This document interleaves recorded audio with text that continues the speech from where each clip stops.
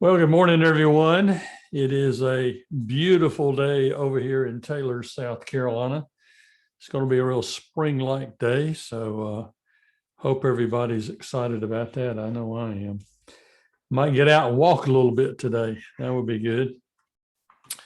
So welcome to our CPT 168 class for Wednesday morning. Got an interesting but short chapter to go through today, so might get out a few minutes early. Before we get started, I thought I would talk a little bit about unit test 2 that you did last week. I sent you guys an email, a post-mortem on the statistics, but just in case you didn't read that, I want to make sure everybody gets the word.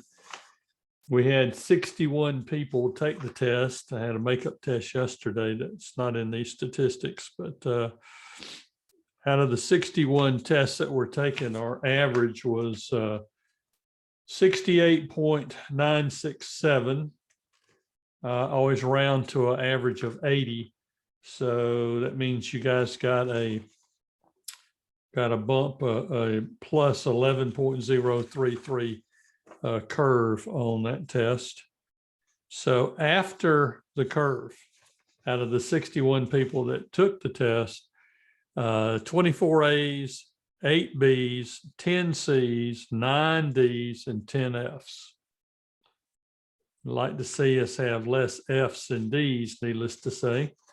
But so that's pretty good for an entry-level coding class. I mean, this is not easy stuff we're doing. And in this particular class, this Wednesday morning session, we had 7 A's, 2 B's, 1 C, 4 D's, and 2 F's. So we had more A's than we had D's and F's, which is a good thing. So that's after the curve. So there you go. Let's see what we got on tap for the coming weeks here. We do have a test coming up in a couple of weeks. So you should be seeing the schedule on the screen right now. As we advertised last week, this week we're going to talk about how to, it's down here, how to handle exceptions in Unit 8 this week. So a real good, easy to understand unit. I don't think anybody will have too much trouble with it. So you need to read over and study Chapter 8 in the book. Do your topic 8. Got 2 labs this week. You're going to take programs you've worked on already and add exception handling to them. And you've got a little quiz. So all that's due by Sunday. Now, let's see here. I can get to week number 9 next week. Next week, we start part 2 of the book, and we'll start working on how to work with numbers. In part 2 of the book, we start dealing in more detail with different things we've already worked with. So you notice Unit 9 is working more with numbers, and then Unit 10 is working more with strings. And so those are topics that are not going to be totally foreign to us. We're just going to learn more detail about it. And then at the end of the 10th unit, we'll have our 3rd test. Mid-March, March 15th, 16th, and 17th on 3 units. So that's coming up down the road there. I wanted to let everybody kind of know about the future a little bit. So does anybody have any questions about what we're doing for the next few weeks? Okay. Let me look at a couple of things real quick like here. Seems like maybe not. Thought I heard somebody's microphone on other than mine. So I guess we're good. So let's go ahead and start working on unit number 8. Unit 8 is how to handle exceptions. We've talked about this. We've seen exceptions for weeks now.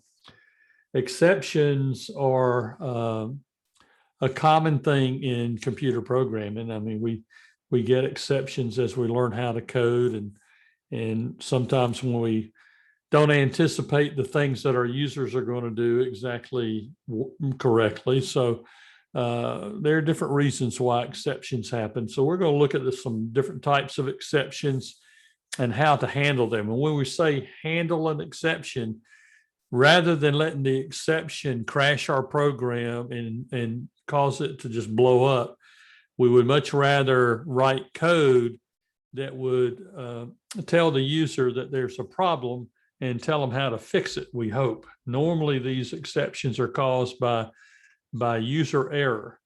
If we're good programmers, that's the only way they should be caused, is by user error. So we do that by a couple of new structures that we haven't used so far. We do it by using a try statement. We create a try statement around any code that could possibly generate an exception. And then after that block of code, we have except clauses, which basically tell the user what to do. And it could be to the point that we would exit the program if necessary. But in many cases, we just tell the user that they need to use a number instead of a word or something. So as we go through this, we're going to learn how to basically catch exceptions first. That's the first part. And then the next part, we're going to learn how to create exception objects and then use those objects to do a better job of explaining to our users of our software how to correct their ways and continue on in the program, hopefully. Now, there are times where we will want to gracefully, keyword gracefully, exit our programs when there's an exception. Rather than a crash and burn, which is no fun, when there's an exception, we could have the program gracefully exit. And so to do that, we'll need to import the sys function to get to the sys module to get to the exit function, which will do that graceful exit for us. So the exit function we'll learn this week. Then at the end of this unit, we'll take a look at a finally clause. Now, there are situations where we will want to have a clause at the end of our exception handler, which is the whole routine that we're going to learn to write. We may want to put at the end of that exception routine or that exception handler a finally clause that is kind of a catch-all. There's a couple of ways to deal with that logically, and so we'll see some ways that we can deal with exceptions that we maybe haven't dealt with specifically in the previous exception or except clauses. So it's kind of an interesting thing, an interesting topic. So I hope you'll kind of get into it. It's all about exception handling this week. So I had a student yesterday ask me, what do you mean throw an exception? Why would you throw an exception?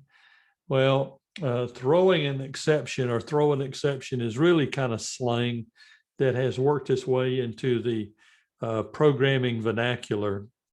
So when your program crashes and will not run, typically that means you have thrown an exception. There has been an exception that was not handled, and therefore the program crashed.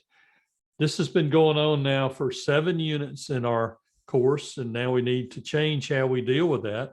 And we are going to handle exceptions much more professionally the rest of the course. And so this is not something we're just going to do this week and then forget about. You're going to see it in weeks 9 through 14. And hopefully, as you study the rest of this Python book, you'll see more and more use of exception handling. So when one of these runtime errors happens, and notice the word runtime there, this is not a syntax error, this is a runtime error, then we throw an exception. We've seen it over and over. And typically at the bottom of the screen of the window in the IDE, when we have an exception thrown, there'll be about 3 or 4 lines of red type. And then the very last line is very helpful. The last line of that output. It will tell us the type of exception and give us a brief description of the exception. So when we learn how to capture that exception object, we can use those pieces of information in our output back to the user so they can see the error in their ways. It doesn't always work because we anticipate or want our users to read the output we put on the screen, but if they don't, then, you know, that's on them, that's not on us. So understand that programming errors come from all different kinds of places. What we're talking about today are program errors that happen from outside our program coming into our program, okay? If the exception comes from poorly coded programs, then it's our job to test, go in and fix all of those errors. We had a whole unit on that. We understand that, okay? So all syntax errors should be handled already, should already be fixed. Any kind of exceptions that are thrown because we did something stupid, those should be fixed. So anything that the developer left in the code should be fixed. And then we move on to Unit 8 here for problems that occur from the outside, from our users as they enter data into our programs. We just don't want them to crash. So an example of what we're talking about here, simple little 3-line Python program here. We're just going to input an integer. And if things go well, we're just going to have a print function here that says you entered a valid integer of whatever the integer was. We're going to change it to a string. So the print function will work. And then another print function that says thanks. So if they enter 5, they get the output of the print functions. Everything is hunky-dory. But if they type the word 5, as you see here, that is not an integer, okay? And so now we get 3 lines of a exception here. And this last line is the one that is so helpful, because this last line of that exception tells us the type of exception that happened, okay? The class of exception. And then it gives us a description of the exception. This is very helpful information. So many times we can use this in our output back to our users. Now, one thing I'm going to pontificate about here is the word integer. I don't think most people really think about the word integer. They don't know what the word integer means. So even though we use that a lot in this book and in this course, hopefully we can maybe say something to our users and our prompts that is not quite so technical. Maybe something like, you did not enter a valid number, like 1, 2, 3. Please enter a valid number. You know, something that is so simple, anybody could understand what we want to happen. So focusing right now on the value exception, value error exception, we have 2 functions that create this a lot. An integer function, an int function, and a float function. So if either one of these 2 guys, if the response to it is not what we expect from our users, we're going to get a value error. So that's a good place to start as we learn how to code this. So there are 2 big parts of the handling, exception handling, that we need to learn. First is the try statement. Now, the try statement is the first statement that starts as you build the exception handler routine. And it is like most of the keywords that we've used. You start with try and then colon. And then after that, you have a block of code that is the same code we've been using all through this course, just the block of code that could maybe cause an exception.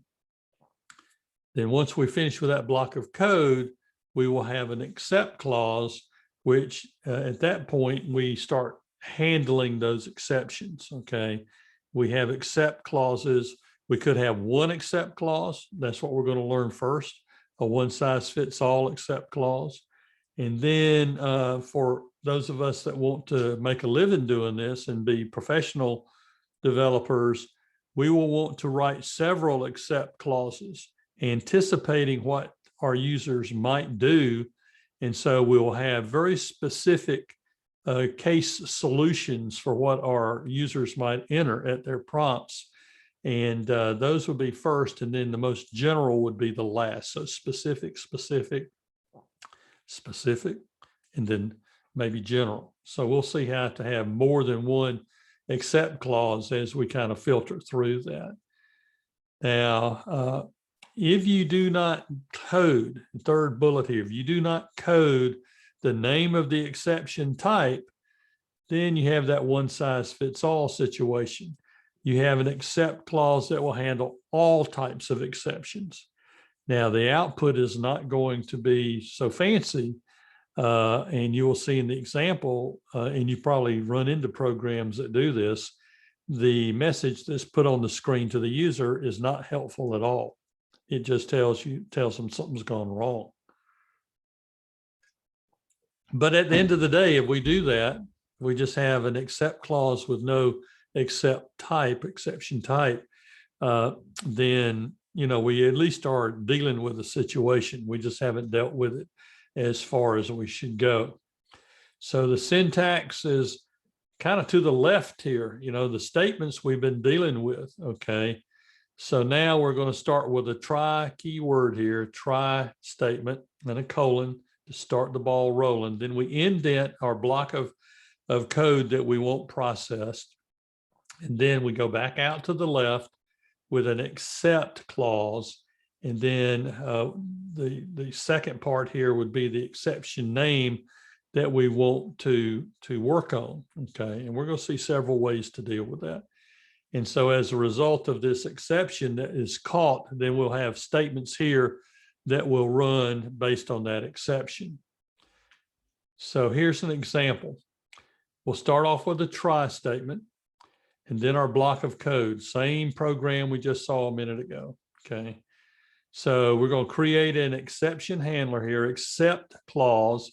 When there is a value error, and notice the capitalization has to be there just like the when the error is thrown or when the exception is thrown, and then a colon on the end of the except clause. Then we have a block of code here, which will tell our user what's going on. And so that is the end of the exception handler. And then we have another print function here that is our little polite thank you message. So now instead of blowing up and putting those 3 lines as we saw in the previous screen in the console, the exception handler will output, you entered an invalid integer, please try again. There's that word integer again. How about you entered an invalid number, maybe in parentheses 1, 2, 3, something like that. And then please try again. So that's really what this whole chapter is about. Just writing a user-friendly professional application. Now back to that one-size-fits-all situation to handle all exceptions. The same code that we saw a minute ago minus without the exception type. So we just have the except clause and a colon here, no exception type.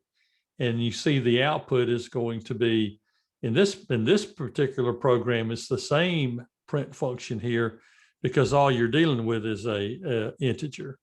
But normally I see things like you made an invalid entry, try again. Something real terse like that doesn't smack of being user friendly. You know what I'm saying? Let's go through a little calculator program, and maybe this will clarify because we're going to deal with integers and floats in this little program. So you can see the output here of a scenario, enter a price, and they type the word 10. I guess that makes sense to somebody out there. So invalid decimal number, please try again. So they enter a decimal number, okay. Then enter quantity, and they think, okay, well, there's a decimal number there. I'm gonna put a decimal number here, but that's not right because we want an integer. So it says invalid integer, please try again. And they enter an integer. Now we had 2 exceptions here. and the program did not crash. That's the most important thing. We did not crash and burn here. We got through it. And even though the user was not real smart, real on top of it, we got through it and we were able to calculate something here. So let's look at the code that generated that.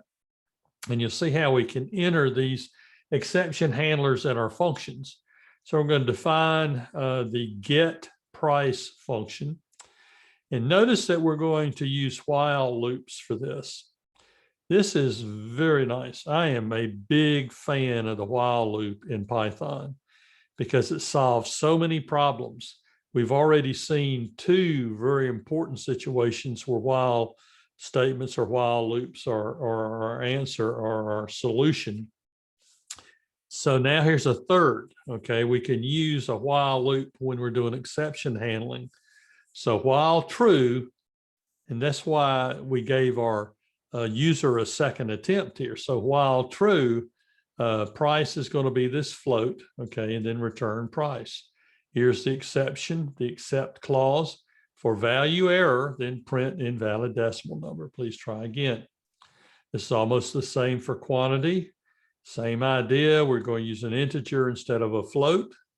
Our output's a little bit different, but you see how that while statement makes this very easy to read and understand. Then we go to our main function, which prints the header and it runs the functions for us. We get a price, we get a quantity, running the two functions we created. And then we do our simple little calculation and some print functions here for our output. And then we have our if statement to prove that this is the main module and we're good to go.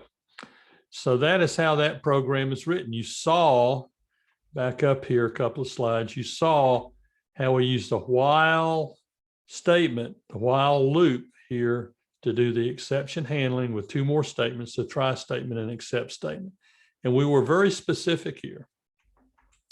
We're going to learn that's not always the way we want to do that, okay?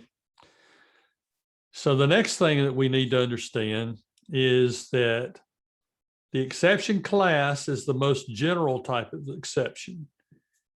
Then there's also the parent class, which comes under the exception class, the parent class of the child, OS error or the value error classes. So basically we have a hierarchical tree of exceptions. That is why when we just have an empty except clause, it's just except clause, it's the whole tree, okay? It handles all the exceptions. But we can go into that tree at different places and be very specific, and that's really where we're headed with this. So within the OS error, and remember the OS error class of exceptions really is going to come up when it's an OS related problem. You write code in Windows 10 and then you send it to your users and they're using Linux or Mac OS. We could have errors generated because of that. They're using a different OS. It could be that there's something relative to the OS that didn't go well and we just have a kind of generic OS error happen. And we don't want to blow up our program when that happens. So we need to recognize that. So in the kind of getting in our time capsule and going back to last week, you remember we were talking about exceptions when the file that we wanted to open did not exist. Well, that would be an OS error, okay? And so that would mean that we have a couple of child classes, file exists error or file not found error. Those are two different things, but those are child classes of the OS error class of exceptions. Maybe more detail than you need, but I think if we understand the hierarchy of the exceptions, then you might can see how we need to pick the exception that best suits our situation. Remember, our goal here is to write multiple except clauses that deal with specific cases. Specific, specific, specific, and then general. That is the best practice. That is what professional programmers do. So now we're going to see how to write a try statement with 3 except clauses. And the except clauses need to be coded in a very conscious and aware and specific order, a sequence from the most specific exception to the most general exception, okay? So we're going to see that we have a try block that contains an exception for file not found error and an OS error. And then we will deal with all the other errors at the end, okay?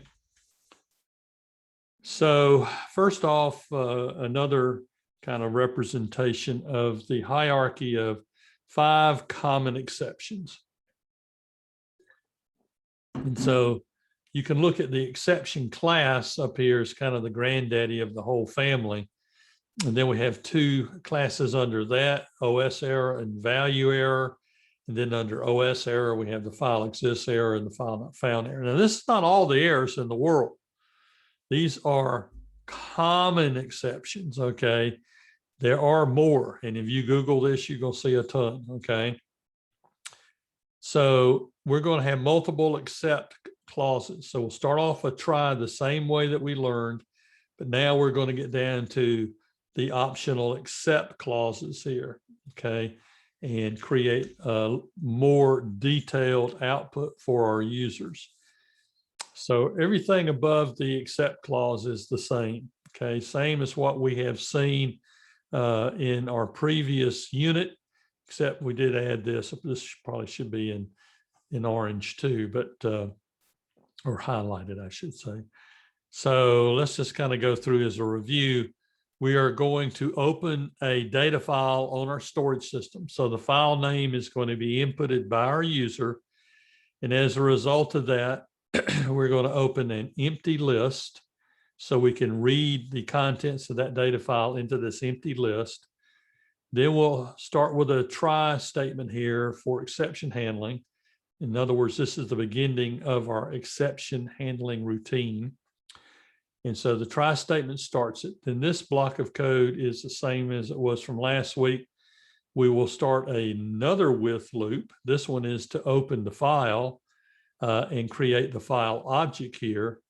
And then for each line in that file object, we are going to basically replace the end of line character with a null it out, basically delete it, and then append that line to the end of our movies list.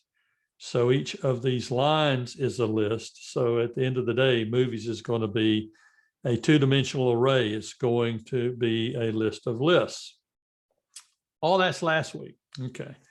Now we add an except clause here, a very specific one that will respond if the file that's entered up here is incorrect. So file not found error. We're going to print could not find the file named, and then we're going to add file name here because we collected file name, this variable right here, so we can repeat it in our print function here. We're going to have a second except clause, OS error, which in this case is going to be error reading the file. This could be a situation where the file is corrupted somehow. And then the final is the general. This is a very general exception all the way to the left in that hierarchy of exceptions. And so an unexpected error occurred. So that tells the user something happened, but I'm not going to tell you what it was. Okay, so wouldn't it be better if we told the user what the problem was? There's a way. So here's the output from this program. And you can see when there's the 3 different scenarios or 3 different except clauses, what would happen. All right. So the benefit of having multiple except clauses is that you have a user-friendly program. We're telling the user what's going on and what can be done to correct the problem. Just that simple. So kind of circling back to what I said at the beginning here, just garden variety exceptions that are thrown due to programming errors should be fixed, okay? They should be fixed by now, okay? And our writer stresses this a couple of times in the chapter. Your hardworking instructor here has also stressed that. So we want to fix those exceptions so they don't get in the way, okay? Now we just are going to deal with those outside errors that come from users who are in too big a hurry or don't read what's on the screen and enter stuff that's not correct. And this is why we test, going back to, I don't know what unit it was when we did our test and debugging chapter, but we really need to test and figure out what exceptions are likely to be thrown so we can write exception handler routines to fix them, okay? And that's what professional programming is all about, a big chunk of it. So let's talk now about the exception object for each type of exception. So the exception object for each type of exception contains some information about the exception, like the name of the exception class and its error message. Not always, but many times this information should be shown to your users so that they know what's going on. And once again, when you go through and test and you figure out what exceptions are going to be thrown possibly, then you can kind of decide whether this is a good idea or not. We need to know how to do it. It's not hard. This is super easy. So to get this information, we need to create an exception object using the most powerful two letters that we've learned so far, AS, the as keyword, AS. We've used the AS keyword in previous units to create objects. We're going to do it again, okay? So just by after the name of the exception class, then we can use the as keyword and then the object name that we want to create for the exception object. Super easy. Then we can refer to that exception object in our print function when we are displaying an error to our message to our users. So a couple more functions that are going to come into play in our example here, and these examples are going to, these functions are going to be very helpful. First, this built-in type function. The type function is going to be required when you write this print function using the exception object, because that's going to return the class for the specific object. So it has to do a little bit of interpretation here. So we're going to use a type function to do that. You'll see it in the code. It's not hard. Just remember to do it. And then if you have decided in your programming logic that, okay, if this type of exception is thrown, the best thing to do is gracefully exit the program. You say, well, Bo, why would I want to gracefully exit the program? Let's get out of the mindset of these little bitty programs we're studying in class. Think about a professional developer, and you have a program that is hundreds, if not thousands of lines long, and you have an exception somewhere down in that program, and you don't want to lose everything that you have collected from that user up to that point. You want to save the data, okay? So in that situation, you want to use the exit function to save whatever has happened before this exception was thrown and gracefully exit the program. So it's kind of a defensive maneuver. We'll see that in just a minute. Down at the bottom here, you see the syntax for the as keyword. So in our exception clause, we'll have the name of the exception type or exception class. This is not required. We could do the as keyword and create that exception object without the exception class. And then as has to be there if you're going to create the exception object, which is the name there. And then we'll just continue on. So how does that look in a example? Let's see. We're going to use the built-in type function to get the class. You're going to see how that's included in the print function. And we will show the exception class in the output so that we're giving some meaningful information to our users. So let's expand our code a little bit further. Okay, this is the same code from the previous example, but we're going to import the sys module so that we can get that exit function that we talked about as part of this module. So all this is the same. We get down to our except clause. And so except when there's a file not found error as E, and E is not the required name. There is no required name. We just have to have a name for our exception object. E is an example in this case. And so now, and this is interesting because we're being very specific here, file not found. So we know what the results are going to be if this is the exception. So we just enter file not found error colon. That's just a string. There's nothing fancy about that. And then a comma, and then E. We want to see the output of the exception object. Then we're going to gracefully exit, sys.exit, and then nothing in the parens because we're just going to exit.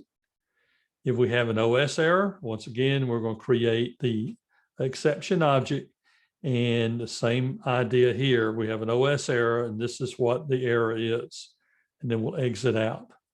And then for the catch-all exception class, the top of our hierarchy, it'll work with that as well. Okay. Now notice here, notice the use of the type function. There's a reason for that. That type function is used on the exception class because we don't know what exception is going to be thrown. We know it's not going to be a file not found error, and we know it's not going to be an OS error, but it could be any other error out there, any other exception. So we need to decode that, and that's why we have to have that type function there. Type, and E is our argument for the type function because it has to look at that exception object to figure out what's going on, and then we want the output of the exception object. And then we'll exit once again on that scenario. So here's the output of what we would see, okay? On the file not found, we remember this was the string, and this is the exception object. Look at that. That is so helpful.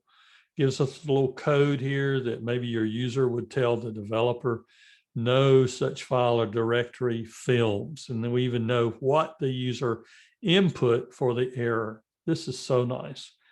And then the second exception clause that we entered there, permission denied. Okay, there's a password on this file and it wasn't dealt with. Okay, permission was denied. Maybe not a password. It could be a permission in the operating system. That's another way this could happen. Not a password, but just a permission to read, write, execute permission. Okay, there's no example here of the third scenario, but what we would see is the exception class here and the output for the cause. What's going to happen, this bit of information here is going to run through that type function, and that output's going to be to the left of the colon in our coding down here. Okay, so that's what that's all about. All right, so let's see this applied to our movie list program. Movie list 2.0, where we are dealing with a two-dimensional list. We are going to use actually the same code that we used last week, but we're just going to add exception handling to it. That's significant because that's your lab this week, one of your two labs, okay? So you'll see the menu system is explained at the top here. Then we go through and run some command.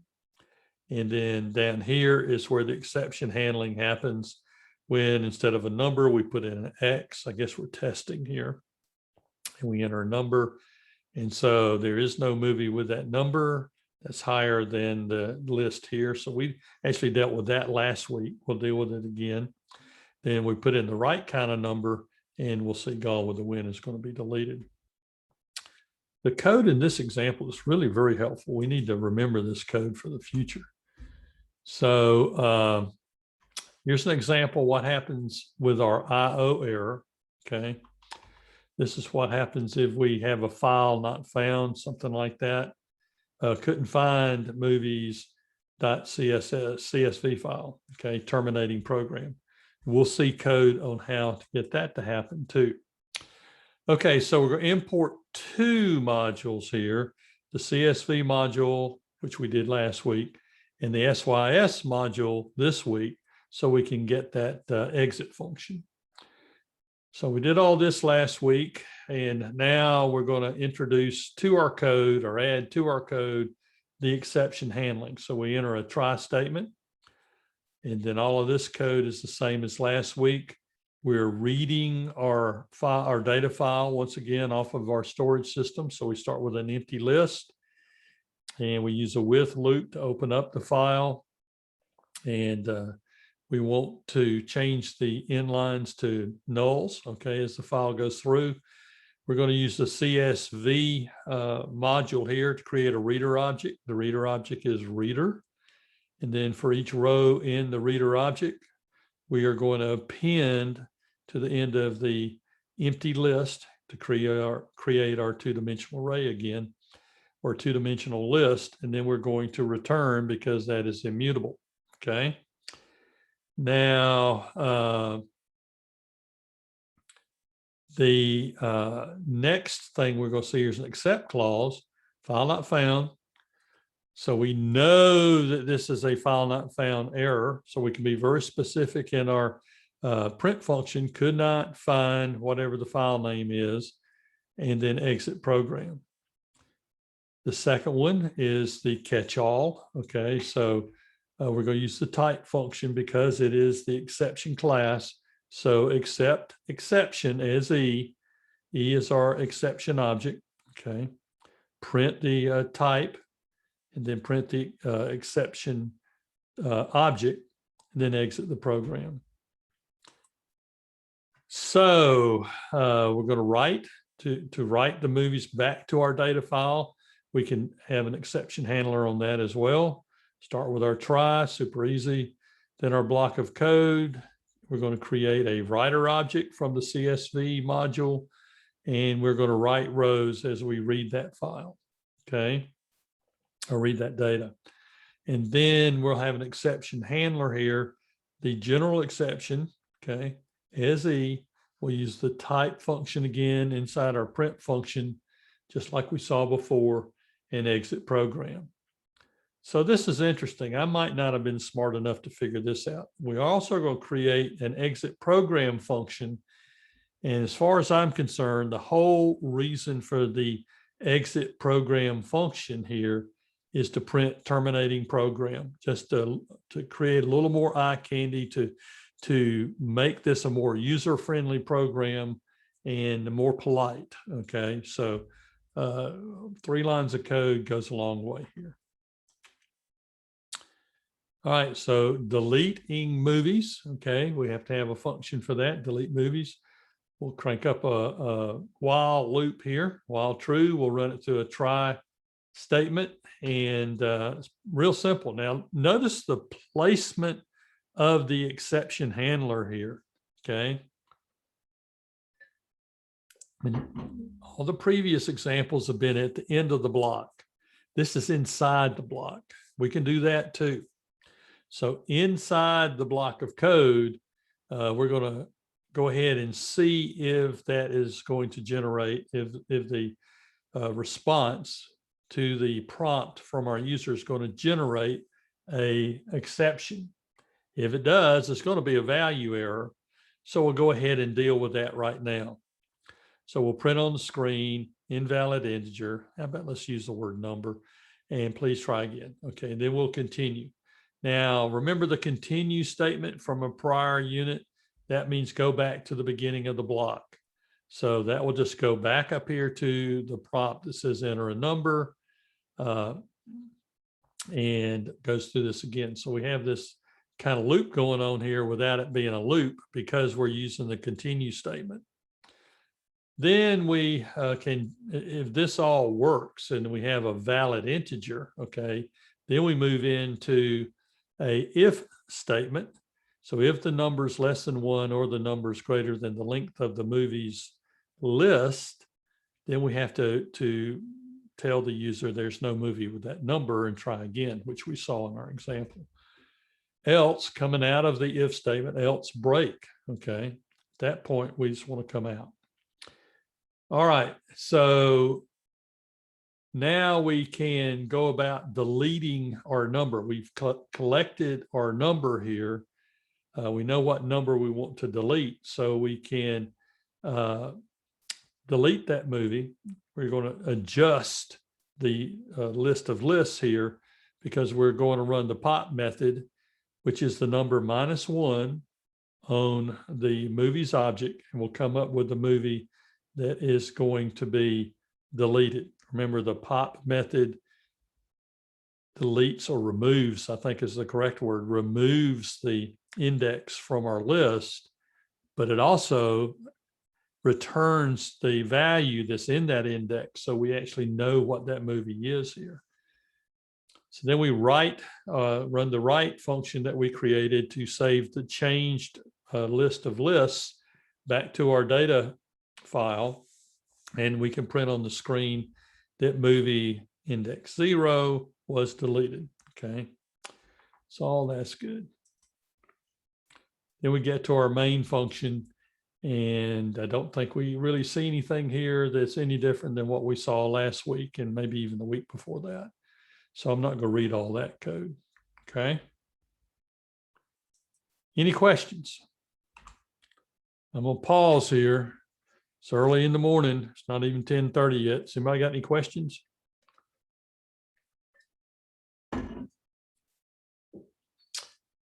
Okay, I paused for a second.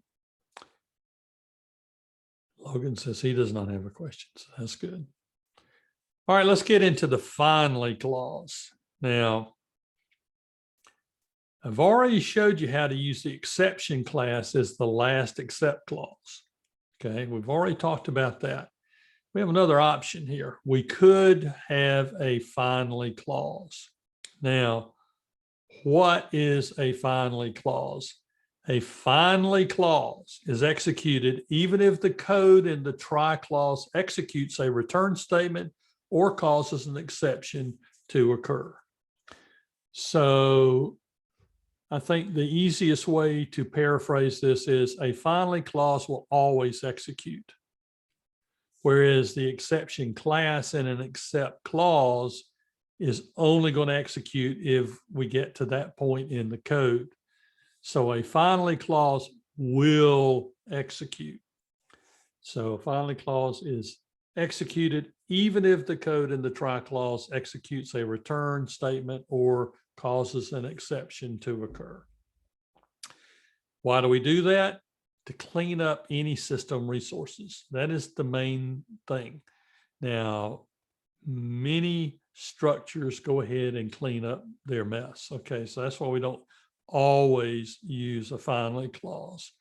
But many times in the try block, there could be a situation where some memory is still in use after the try block. So to be sure that all those memory addresses are released, we'll run the finally clause. And we can also have a block of code after it if we want to. So some file objects define a standard cleanup action, which we have seen. We saw that last week.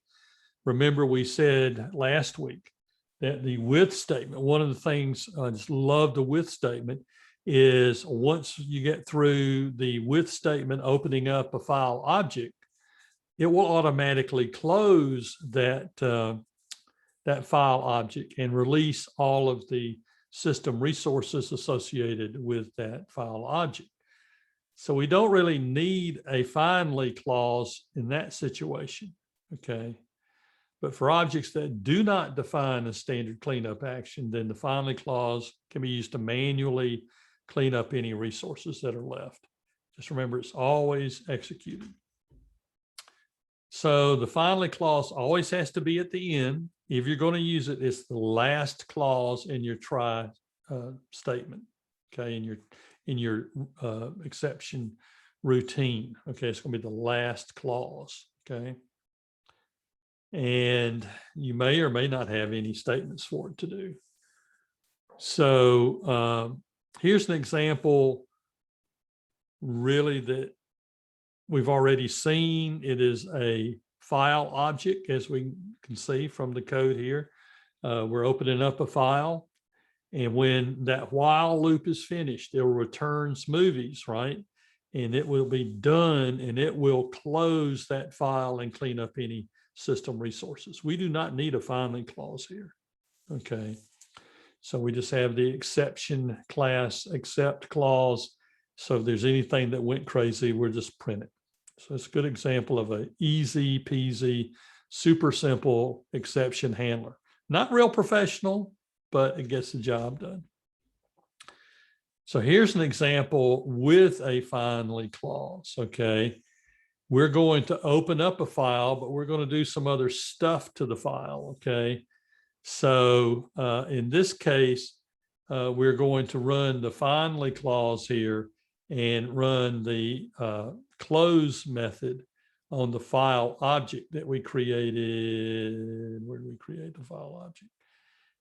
We open it up here. Where did we create the file object? The file object is right here. Okay. So we created a reader object. Is what we did. This is a CSV file. I should have paid attention to that. So there's the object that is open, okay? And then we also have some memory taken by the movies list that we're working on, and this is open here, empty, and we're adding to it here. So at the end of the day, we just want to close all that, okay? So this is an example of the finally clause. If we get down to this part, we've got two try statements here. That's another thing. We've got an exception handler with another exception handler inside it. So the finally clause is on the inside here, dealing with this. Actually, this is the file object up here. I'm so stupid. And then down here, we don't have a finally clause because we're just dealing with this line up here. All right. I bashed that up pretty bad. So we'll move on. One more thing and we'll be finished. Okay. When we are writing our code, we need to test, and retest. Okay. I think we have said that over and over and over again. I found students as a rule normally don't test enough, do not debug enough. We need to be better about that. And so there are going to be situations where you will want to simulate an exception. You want to mock an exception just to make sure the exception handler works, okay? Especially things like OS errors, things that you can't really easily create, okay? So yeah, you can, like a file doesn't exist type error, that's easy to do. But an OS error, like the one we saw with the files not being readable or access denied, those types of things, then we can create a simulation. We do that by raising an exception. There's actually a raise statement that we can insert in our code. But here's the deal. That raise statement is temporary. It is just for testing. Do not leave it in your code, okay? That is just temporary while you are testing. So what that will do, and you can be creative with it, but what that will do is simulate an exception. And as is shown in the book, I would recommend that you comment where you insert a raise statement. You want to comment that, maybe an inline comment, as the example in the book has, so that it's well documented, you knew what you were doing, and it was a temporary thing. Okay, so we want to do that for testing. So the raise statement, you need to tell the raise statement what exception you want to simulate, what type of exception. Like in this example is value error. Well, I want to simulate a value error, and I want to generate invalid value as the output when this happens. Okay. You can put whatever you want to in that string between the parentheses. So just, I want to simulate a value error. I want to raise it. So we do that for testing, especially testing things that, you just don't want to spend a half a day trying to create. So OS errors, like I said, is a good example of what you would want to use this for. Just remember, you want to remove the raise statements before you put your code into production, before you start sending it to users. So here's a good example. I want to raise a simulated OS error at this point in the code, okay, just for testing. So we'll go ahead and start creating this function. We'll start our try statement and we start our block of code. We open up a with statement here and we create a file object with that with, and then we'll create a raise error right here every time. Now that will happen every time this code runs until you take the raise statement out, but you will see what it looks like in your output, okay? And that's really all there is to it. That's really very simple. So we're going to take another look at another piece of code where we're going to have a raise statement in it. It's a best practice to do this and test your code. So you can have your testers look at your code with raise statements in it, or you can test it yourself, however you want to do it. So this is a little bit more refined, a little bit further. So we are inserting a raise statement in the if statement here inside the get movies function. Raise another value error, the file name argument is required. Okay, that will happen every time this function runs. And then that function continues. Okay. Now, I guess I misspoke a minute ago. I said that was the last thing we're going to talk about. This is really the last thing we're going to talk about. I'm a big fan of logs. The old adage is, if there's something going wrong on your computer, look at the logs. Well, you got to create logs if you're going to live and die by that mantra.